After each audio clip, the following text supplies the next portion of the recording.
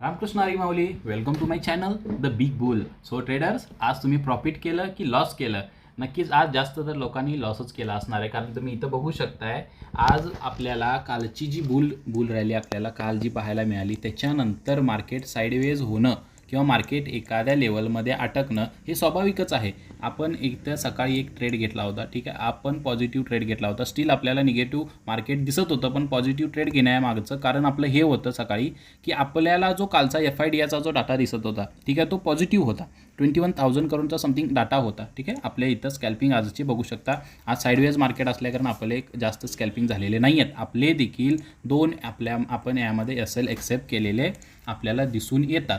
ठीक आहे, सांगण्याचा हेतू एवढाच आहे की मार्केटमध्ये एक प्रॉफिटेबल ट्रेडर तुम्ही तेव्हाच होऊ शकता ज्यावेळी तुम्ही SL एक्सेप्ट करू शकता. ज्यावेळी साईडवेज मार्केट असतं त्यावेळी स्वतःचा फोमो जे आपण म्हणतो ना, फेअर आउट मिसिंग, ते आपण कंट्रोल करून चालायचं. त्यावेळी आपण प्रॉफिटेबल नक्की होऊ शकतो. एखादा आपला SL गेला किंवा 2 SL गेले, ज्यावेळी तुम्ही एखादा आपला जो ट्रेडर असतो, आपण ट्रेडिंग करतो, त्यावेळी आपला रिस्क रिवॉर्ड रेशो हा अगोदर आपण ठरवून ठेवलेला पाहिजे.